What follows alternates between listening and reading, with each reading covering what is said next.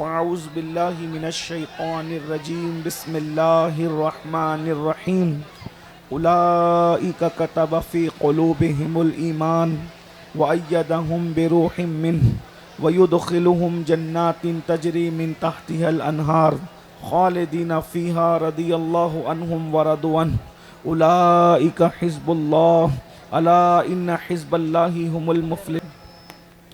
شہزادہ حضور مفسر اعظم تاج ملت حضرت علامہ منان رضا خان صاحب قبلہ منانی میاں، شہزادہ حضور تاج ملت حضرت علامہ عمران رضا خان صاحب قبلہ سمنانی میاں مدظ اللہ العالی، مناظر اہل سنت حضرت علامہ صغیر احمد صاحب قبلہ،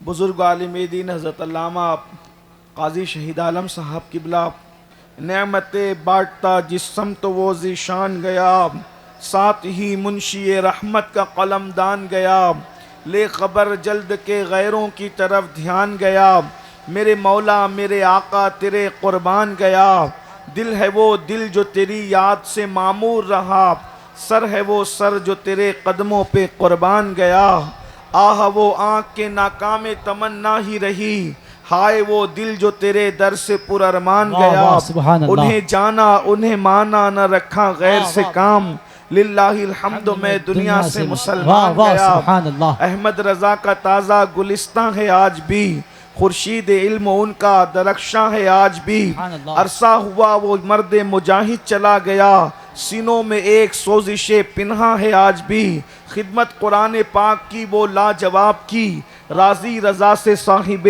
قرآن ہے آج بھی، سب ان سے جلنے والوں کے گل ہو گئے چراغ، سب ان سے جلنے والوں کے گل ہو گئے چراغ، احمد رضا کی شمع فروزاں ہے آج بھی۔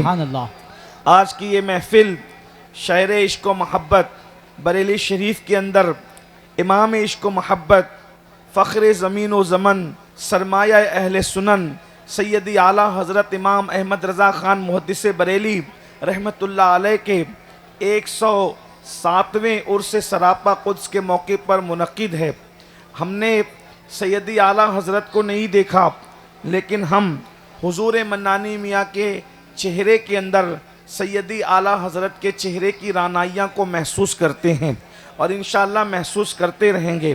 ایک زمانہ تھا کہ ہم حضور تاج الشریعہ بدر الطریقہ علامہ اختر رضا خان صاحب قبلہ اظہری میاں رحمت اللہ علیہ کے چہرے کو دیکھ کر ہم امام احمد رضا کی چہرے کی یادوں کو محسوس کرتے تھے، اور اب اس خانوادے میں یہ ان سب بھائیوں میں یہ آخری چہرہ ہے۔ اللہ تبارک و تعالی ان کو عمر نو عطا فرمائے، صحت و عافیت کے ساتھ اس عمر میں بھی یہ اتنی تگ و دو کرتے ہیں، محنت کرتے ہیں، اور جامعہ نوریہ جو حضور سیدی مفتی اعظم رحمت اللہ علیہ کی یادگار ہے، جس کو حضور تاج الشریعہ بدر الطریقہ نے اپنے اخلاص والے ہاتھوں سے گویا کہ اس کی بنیاد رکھی ہے، اور حضور منانی میاں نے اس کو پروان چڑھانے میں پوری کوششیں کی ہے، اور یہاں کے اساتذہ نے بڑی محنت سے اس ادارے کو جو ہے وہ ایسا درخت بنا دیا جس کے پھل کو ہم اپنی نگاہوں سے دیکھ رہے ہیں، اس کے پھولوں کو ہم مہکتا ہوا دیکھ رہے ہیں، اور اس کے پھول اہل سنت کے مشام جاں کو معطر کر رہے ہیں۔ دعا کی جاتی ہے کہ اللہ تبارک و تعالی اس ادارے کو دن 11ویں رات 12ویں ترقی عطا فرمائے، اور حضور منانی میاں نے جو اعلان فرمایا کہ یہ مسجد جو نوری مسجد ہے یہ 5000 لوگوں کے لیے بنی، اب 25,000 کے لیے بن جائے، اللہ کرے جلد سے وہ دن آئے کہ حضرت کی حیات میں یہ مسجد 25,000 مصلیوں پر مشتمل جو ہے وہ جلد سے جلد تعمیر ہو جائے، اللہ تبارک و تعالی آسانیاں پیدا فرمائے۔ میں بہت مختصر وقت کے لیے حاضر ہوں، اس لیے کہ بریلی شریف میں بیان کے لیے خطاب کے لیے کون آتا ہے؟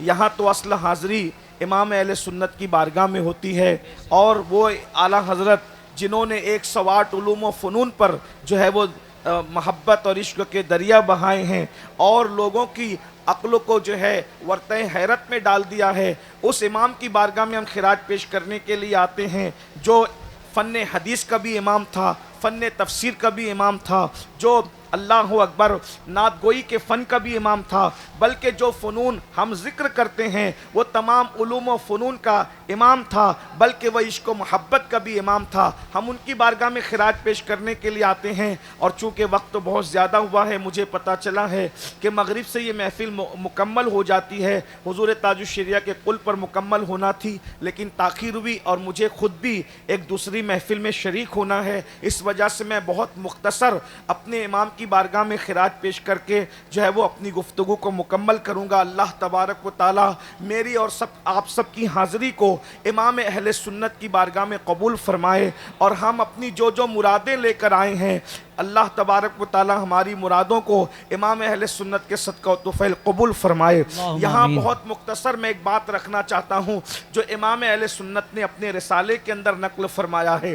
میرے عزیز بھائیوں، ہم جس دور سے گزر رہے ہیں یہ پرفتن دور جو ہے، امام اہل سنت کا جو زمانہ تھا اس سے بہت مختلف زمانہ نہیں ہے۔ اس وقت کے اندر جو ہے وہ مکمل کوشش کی جا رہی ہے کہ مسلمانوں کو غریب کرو، اور غریب کر کے ان کے ایمان کو چھیننے کی کوشش کرو، اس لیے کہ کہا گیا ہے کہ غربت کبھی کبھی انسان کو کفر تک پہنچاتی ہے۔ یاد رکھیے، غربت کبھی کبھی انسان کو کفر تک پہنچاتی ہے، اس لیے اسلام دشمن طاقتیں یہ کوشش کر رہے ہیں کہ کسی بھی طرح سے مسلمانوں کو غربت کے دلدل میں ڈھکیل دیا جائے، مفلسی کے دلدل میں ڈھکیل دیا جائے، اور ان کو جو ہے اللہ اکبر غریب کر دو تاکہ یہ روٹی کے ٹکڑے ٹکڑے کو محتاج ہو جائیں، یہ لقمے لقمے کو محتاج ہو جائیں۔ جب ان کے بچے بھوک سے بلک رہے ہوں، جب ان کے بچے روٹی کے لیے سسکیاں لے رہے ہوں، تو ایک ہاتھ سے ہم روٹی پیش کریں اور پھر یہ معاہدہ کریں کہ روٹی لو اور ایمان کا سودا کرو،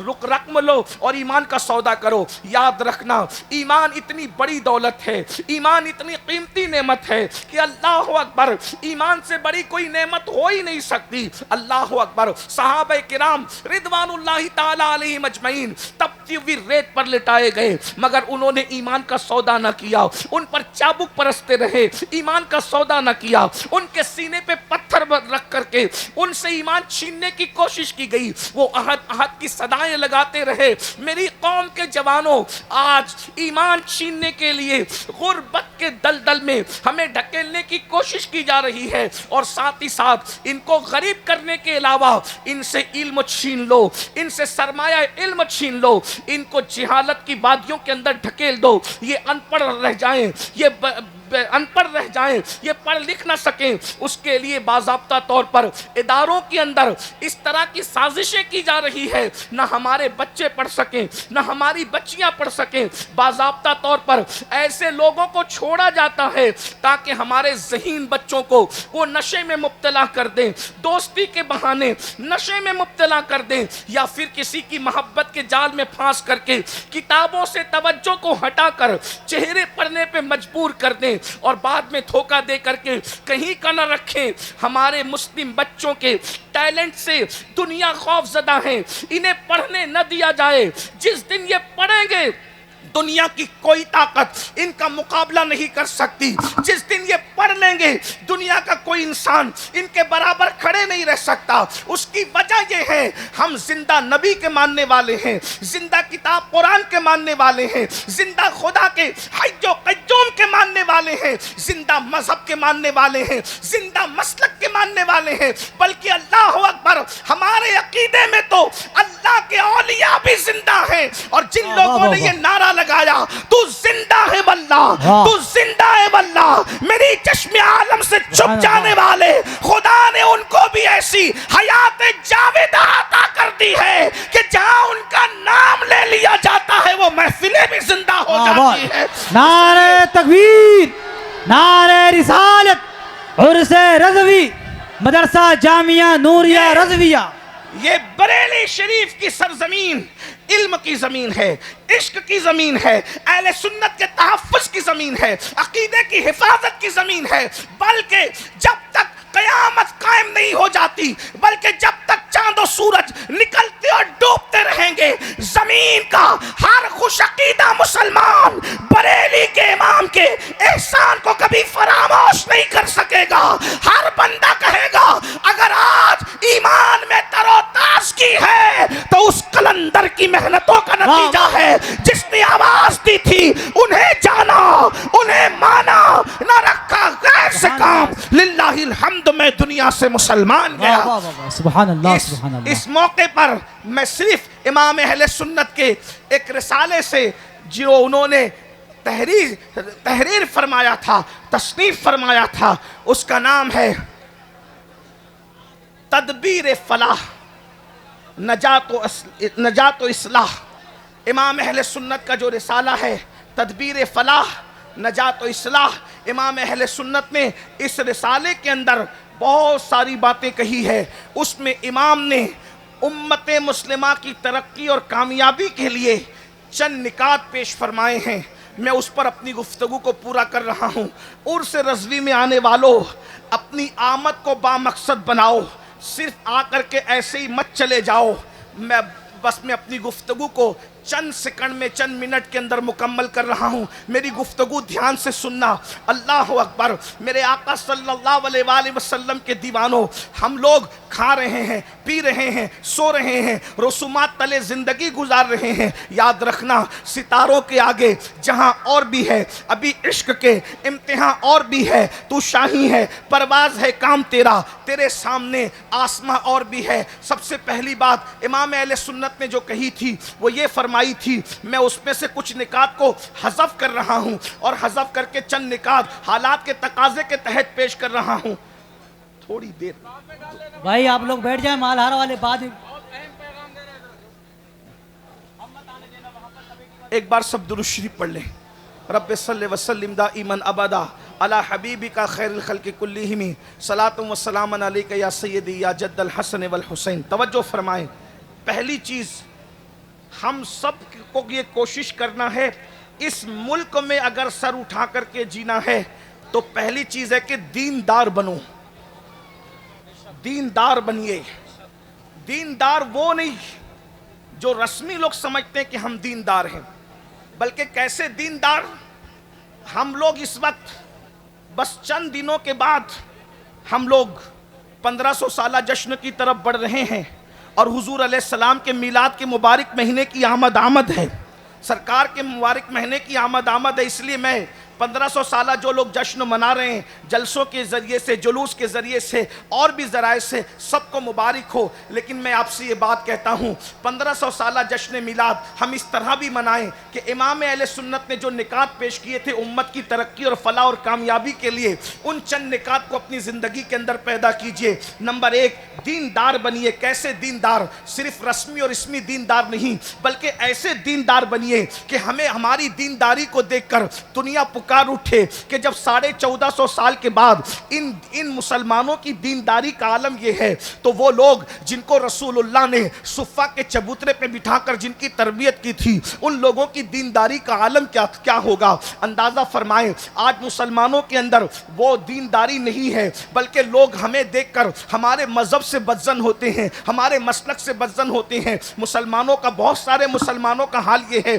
قرضہ لے لیا مگر قرضہ لینے کے بعد ادا نہیں کرتے، لوگوں کا قرضہ کھا جاتے ہیں، بیوپاریوں کا مال لے کر کے ہڑپ کر جاتے ہیں. آپ کو پتا ہے اللہ اکبر، آج پوری دنیا کے اندر سب سے زیادہ اصلاح معاشرہ کے جلسے ہم سنی مسلمان کر رہے ہیں. اور کیا مسلمانوں کی اصلاح ہو جائے، مسلمانوں کی اصلاح ہو جائے. ایک جملہ کہہ کر آگے بڑھتا ہوں، ہم اپنے لقمے کی اصلاح کر لیں تو انشاءاللہ اصلاح معاشرہ کے جلسوں کی ضرورت ختم ہو جائے گی. آج جو ہمارے بچے شراب کے اڈوں پہ جا رہے ہیں، جوؤں کے اڈوں پہ جا رہے ہیں، زنا کے اڈوں پہ جا رہے ہیں، بدکاریوں کے اڈوں پہ جا رہے ہیں، ہزارہ ڈگریوں کے باوجود ہم اپنے بچوں کو صالح فکر نہیں دے پا رہے ہیں، ان کی صحیح تربیت نہیں کر پا رہے ہیں. اس کی سب سے بڑی وجہ یہ ہے کہ پیٹوں کے اندر جو لقمے ہیں وہ حلال نہیں رہ گئے. الا ماشاءاللہ کیفیت یہ ہے کہ حرام اور حلال کی تمیز ختم ہو چکی ہے. لقمہ حلال کی اہمیت ختم ہوتی جا رہی ہے. اس لیے یاد رکھو،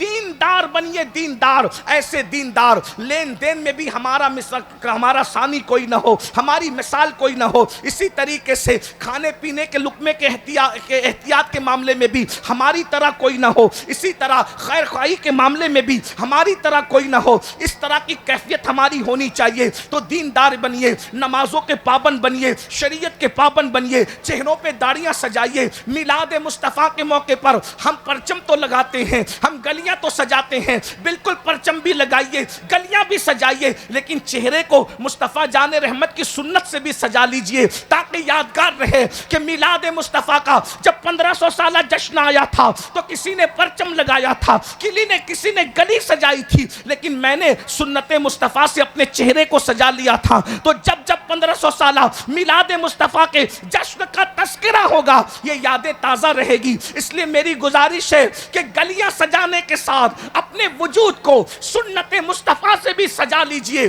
دیندار اس طرح سے بنیے، لین دین کا معاملہ ہو، پڑوسیوں کا معاملہ ہو، بیوی کا معاملہ ہو، ماں باپ کا معاملہ ہو، علماء کا معاملہ ہو، مشائخ کا معاملہ ہو، ہر معاملے میں دین کو مد نظر رکھیے، شریعت کو فالو کیجئے، دین کو فالو کیجئے، اور یہ ذہن بنا لیجئے کہ ہمارے لیے نجات کا ذریعہ یہی ہے کہ ہم اپنے دین پر چلیں. مصطفیٰ جان رحمت نے جو راستہ بتایا ہے اس راستے پر چلیں. قرآن کہتا ہے قل ان کنتم تحبون اللہ فاتبعونی یحببکم اللہ ویغفر لکم ذنوبکم واللہ غفور الرحیم. اے محبوب آپ فرما دیجئے کہ اگر تم اللہ کو محبوب رکھتے ہو تو مصطفیٰ جان رحمت کا اتباع کرو، ان کی پیروی کرو، ان کے پیچھے پیچھے چلو. جو مصطفیٰ جان رحمت کی پیروی کرے گا اللہ اس کو اپنا محبوب بنا لے گا. اللہ جس کو محبوب بنا لے گا اس کی مغفرت فرما دے گا، اس کی بخشش فرما دے گا، اور اللہ بخشنے والا مہربان ہے. تو پہلی چیز دیندار بنیے. دوسری چیز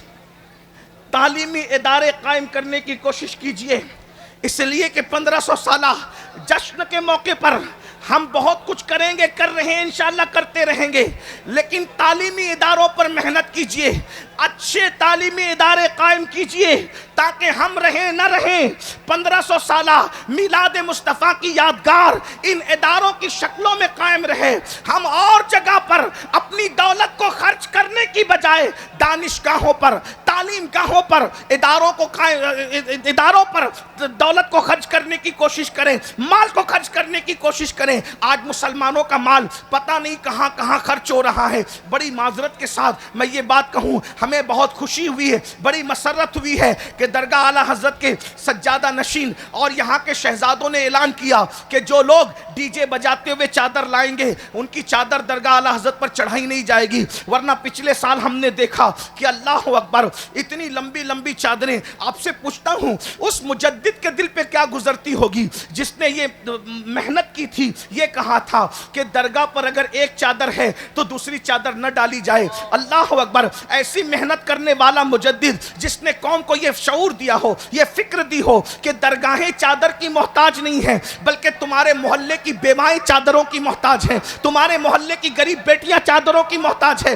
درگاہوں پر چادر ڈالنے سے جو اجر ملے گا اس سے زیادہ اجر محلے کی اور رشتہ داروں کی بیواؤں کے سروں پر تمہیں چادر ڈالنے سے ملے گا. یہاں تو ایک چادر نشانی کے لیے کافی ہے، علامت کے لیے کافی ہے. جس مجدد نے بدعات اور خرافات کا جو ہے وہ بائیکاٹ کیا ہو، اگر انہی کے آستانے پر ہم بدعات اور خرافات کریں گے تو بتاؤ امام اہل سنت کے دل پہ کیا گزرے گی؟ بتاؤ سنیو، امام کے دل کو خوش کرنے آئے ہو یا امام کا دل دکھانے آئے ہو؟ اس لیے عرس امام اہل سنت کو بدعات و خرافات سے اتنا پاک کر دو تاکہ دنیا کہنے پہ مجبور ہو جائے اگر شرعی عرس دیکھنا ہے تو بریلی کا عرس دیکھ لیا جائے، وہاں شریعت کے مطابق عرس ہو. نعرہ تکبیر، نعرہ رسالت، نعرہ رسالت، مسلک اعلیٰ حضرت، مسلک اعلیٰ حضرت،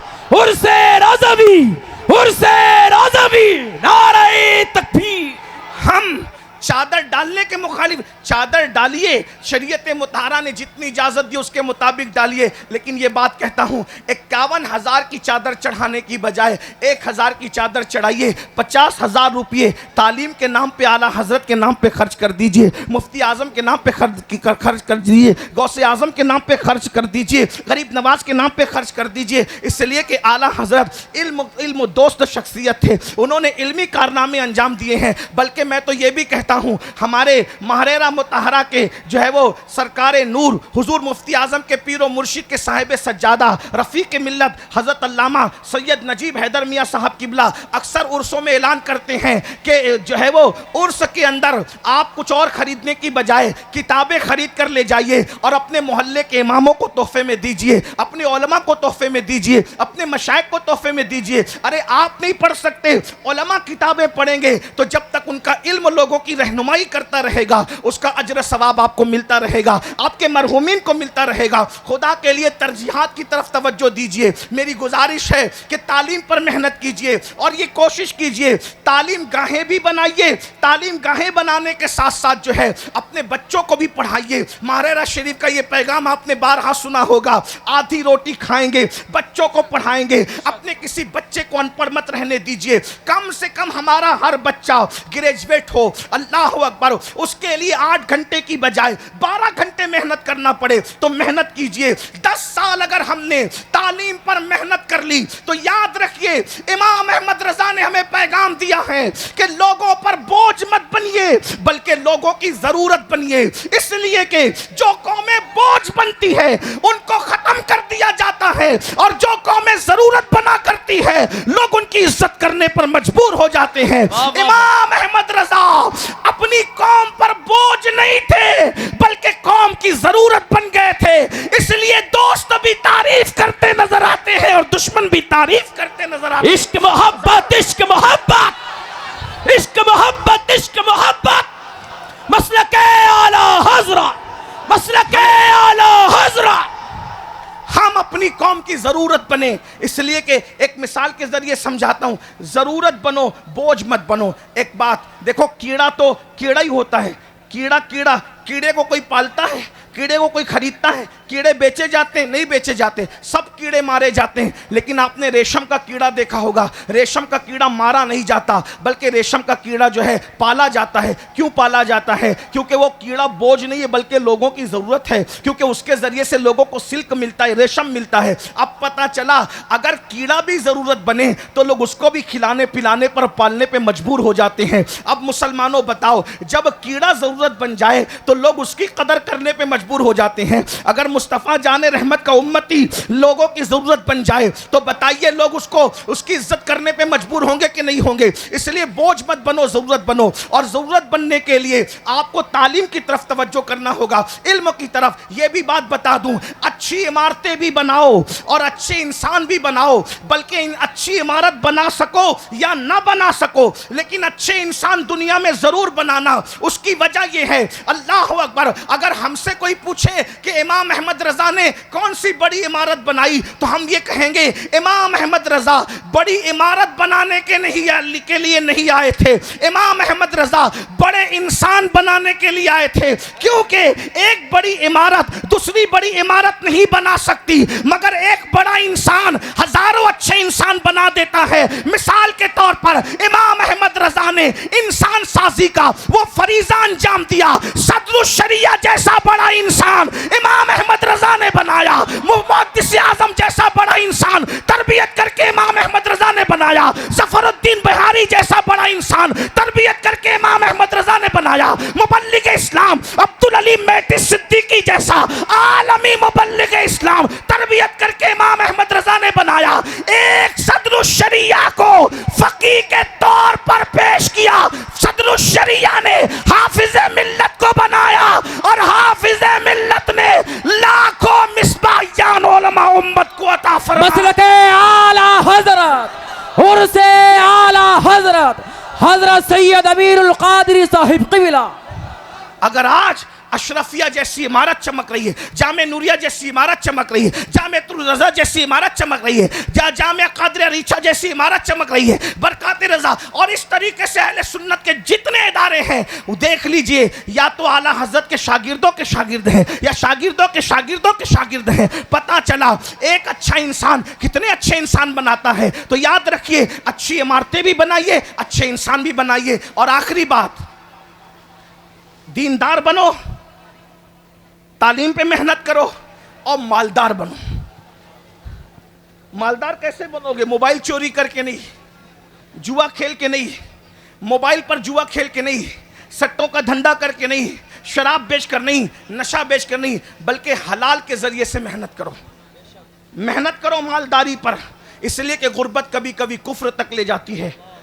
اگر مسلمان ہندوستان کا 10 سال تک محنت کرے مالدار بننے کے لیے، صحیح سمت میں محنت کرے، ایزی منی کے چکر میں حرام کی طرف نہ جانا، شارٹ کٹ میں مالدار اور کروڑپتی بننے کے چکر میں حرام کی طرف مت جانا، بلکہ محنت کرو۔ محنت میں برکت ہے۔ یہ جو نوجوان ہمارے 8-8 گھنٹہ 5-5 گھنٹہ 10-10 گھنٹہ انٹرنیٹ، فیس بک اور موبائل پر لگے رہتے ہیں، موبائل کا تو اتنا شوق ہے کہ لوگ ممبر پہ بھی موبائل پہ لگے رہتے ہیں، اسٹیجوں پہ بھی موبائل پہ لگے رہتے ہیں، جلسوں میں بھی موبائل پہ لگے رہتے ہیں۔ دیکھیے میرے بھائیوں کے ہاتھ میں موبائل ہے نا، یعنی موبائل، بلکہ میں کہہ دوں جتنا بیوی کے ساتھ وقت نہیں گزارتے اتنا موبائل کے ساتھ وقت گزارتے ہیں۔ یہ افسوس کی بات ہے۔ موبائل استعمال کرو، ضرور کرو، لیکن وہ ضرورت ہے بھائی۔ آپ غور فرمائیں، جو کھانا اور پینا انسان کی زندگی کے لیے ضروری ہے اس کے بارے میں بھی قرآن کہتا ہے کلو وشربو ولا تسرف، کھاؤ پیو، حد سے مت بڑھو۔ تو کسی بھی معاملے میں حد سے بڑھنے کی اجازت نہیں ہے۔ جتنا وقت فیس بک پر گزارتے ہو، یوٹیوب پر گزارتے ہو، موبائل پہ گزارتے ہو، اگر اتنا وقت آپ کمانے پہ گزارو گے، تجارت میں گزارو گے، اچھا کام دھام کرو گے تو آپ مالدار بنو گے۔ اور یاد رکھنا، اگر آپ مالدار ہو تو اکیلے مالدار بننے سے کام نہیں ہوگا۔ اگر آپ مالدار ہو تو اپنے کسی بھائی کو، بھتیجے کو، بھانجے کو، کسی قریبی کو، اس کو بھی سپورٹ کر کے مالدار بنانے کی کوشش کرو، کیونکہ اللہ کے رسول علیہ الصلوۃ والتسلیم نے فرمایا ہے کہ جس نے صبح اس حال میں کی کہ میری امت کی بھلائی کے لیے، خیر خائی کے لیے کوئی پلان نہیں کیا، فلیس منا، وہ میری سوسائٹی کا ممبر نہیں ہے۔ اس لیے صرف اپنا مت سوچو، بلکہ اپنے دائیں بائیں کا سوچو، اپنے پڑوسیوں کا سوچو، اپنے ساتھیوں کا سوچو۔ ایک مقرر کامیاب ہے، وہ دوسرے مقرروں کو بھی کامیاب کرنے کی کوشش کرے۔ ایک نعت خواں کامیاب ہے، وہ دوسرے نعت خوانوں کو بھی کامیاب بنانے کی کوشش کرے۔ ایک عالم کامیاب ہے، وہ دوسرے علماء پر بھی کامیابی کے لیے توجہ کرے۔ ایک تاجر کامیاب ہے، وہ دوسرے تاجروں کی کامیابی کے لیے بھی کوشش کرے۔ ایک مرشد پیر کامیاب ہے، وہ دوسرے پیروں کی بھی کامیابی کے لیے کوشش کرے۔ اور اس کی اگر آپ تصویر دیکھنا چاہتے ہیں تو آپ ماضی قریب میں بہت دیکھ سکتے ہیں، اس کے ذکر کا یہاں وقت نہیں ہے۔ بس میں اتنا کہنا چاہتا ہوں، دیندار بنو، مالدار بنو اور ایجوکیشن پہ محنت کرو۔ اگر ان 3 نکات پر آپ نے محنت کی تو انشاءاللہ تبارک و تعالی چند سالوں کے اندر ہمارے ملک کا ہی نہیں بلکہ دنیا کا نقشہ بدل جائے گا، دنیا کا نقشہ تبدیل ہو جائے گا۔ امام اہل سنت جہاں بڑے عالم تھے وہیں بڑے مفکر بھی تھے، بڑے عظیم سیاستداں بھی تھے، بڑے عظیم عاشق رسول بھی تھے۔ امام کے عرس میں آئے ہو، یہ 3 نکات اپنے ساتھ لے کر کے جاؤ۔ ایک دوسرے کو مضبوط کرو، ایک دوسرے کو دھکا دے کر گڑھے میں گرانے کی بجائے اٹھانے کی کوشش کرو۔ یاد رکھنا، گڑھوں میں گرانے والے کبھی ترقی نہیں کیا کرتے، ہمیشہ اٹھانے والے ترقی کیا کرتے ہیں۔ امام احمد رضا نے اٹھایا، اور جب اٹھایا تو امام احمد رضا گرے نہیں رہے، امام نے دوسروں کو اٹھایا اپنی حیثیت کے مطابق، اللہ نے ان کو اٹھایا اپنی شان کے مطابق۔ اسی لیے ہند والے بھی ان کے ڈنکے بجا رہے ہیں، سندھ والے بھی ان کے ڈنکے بجا رہے ہیں، عرب والے بھی ان کے ڈنکے بجا رہے ہیں، عجم والے بھی ان کے ڈنکے بجا رہے ہیں۔ اور یاد رکھنا، سچا عاشق رسول وہی ہوتا ہے جو محبوب کی امت سے بھی سچا پیار کرتا ہے۔ یہ کیسی بات ہے کہ حضور سے تو عشق ہے اور حضور کی امت کے لیے دل میں جلن ہے، دل میں چبن ہے، مومنوں کے لیے دل میں حسد ہے۔ اللہ کے بندو، حضور علیہ السلام سے دین سیکھو، اپنے بزرگوں سے دین سیکھو۔ بس میں اپنی بات اتنی کہہ کے مکمل کرتا ہوں۔ عرس رضوی میں آئے ہو تو کوئی نہ کوئی مقصد لے کے جاؤ، ایم لے کر کے جاؤ، اور میلاد النبی کا جشن مناؤ۔ شریعت مطہرہ کی روشنی میں، حدود شرع میں رہ کر کوئی ہم پر ٹپنی نہ کر سکے، کوئی ہم پر نکتہ چینی نہ کر سکے۔ لوگ بس اتنا کہیں کہ امام احمد رضا کے نام لیواؤں کو ہم نے دیکھا، علم میں ان کا معیار الگ ہے، تقوی میں ان کا معیار الگ ہے, پرہیزگاری میں ان کا معیار الگ ہے. جو لوگ مسلک اعلیٰ حضرت کا نعرہ لگاتے ہیں, ہم نے تسلب میں بھی ان کو دیکھا, تفقہ میں بھی ان کو دیکھا, علم حدیث میں بھی ان کو دیکھا, خیر خواہی میں بھی ان کو دیکھا کہ وہ امام احمد رضا کی تعلیم پر چلتے نظر آتے ہیں. اللہ پاک کی بارگاہ میں دعا کرتا ہوں, اللہ ہم سب کو فکر امام احمد رضا پر عمل کرنے کی توفیق عطا فرمائے, اور تھوڑی موڑی اپنی مرضی کی فکر نہیں بلکہ جو مکمل فکر رضا تھی, اللہ اس مکمل فکر رضا کو ہمیں قبول کرنے کی توفیق عطا فرمائے. مکمل فکر رضا کیا ہے؟ ایک میرا ہی رحمت پہ دعویٰ نہیں, شاہ کی ساری امت پہ لاکھوں سلام. مکمل فکر رضا کیا ہے؟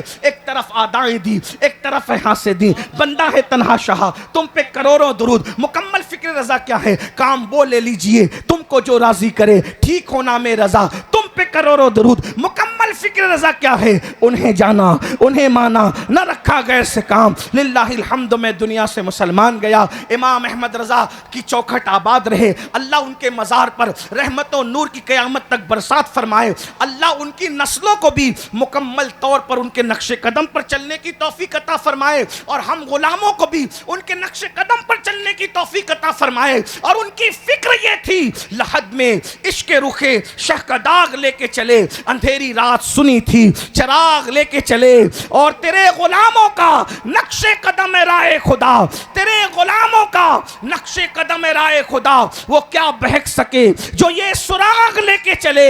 جنا بنے گی محبان چار یار کی قبر, جنا بنے گی محبان چار یار کی قبر, جو اپنے سینوں میں یہ چار باغ لے کے چلے. رضا کسی سگے طیبہ کے پاؤں بھی چومے, تم اور آہ کے کتنا دماغ لے کے چلے. ہم سب کو اللہ عمل کی توفیق دے. میں مزید آپ کے درمیان رکتا, لیکن مجھے دوسری محفل میں شریک ہونا ہے, اس لیے میں اجازت چاہوں گا آپ سے بھی, اپنے علماء سے بھی, حضور تاج ملت سے بھی, اور دعا کرتا ہوں گفتگو کے درمیان کوئی غلطی ہو تو اللہ تعالیٰ معاف کر دے. استغفر اللہ ربی من کل ذنب واتوب الیہ وما علینا الا البلاغ. السلام علیکم. ایک گزارش ہے, آتے وقت آپ نے اتنے دھکے دیے کہ میں گرتے گرتے بچا. پچھلے سال بھی ایسے کیا تھا, اس لیے اس سال میں نے حضرت سے کہا کہ حضرت اس سال میں نہیں آؤں گا کیونکہ لوگ بہت دھکے دیتے ہیں, بہت پریشان کرتے ہیں, تو اس لیے میں نے معذرت کی تھی. لیکن حضرت نے کہا تھا کہ جو ہے وہ آپ کو آنا پڑے گا, اور جب تک میں زندہ ہوں تب بھی آنا, میرے بعد بھی آنا. تو لیکن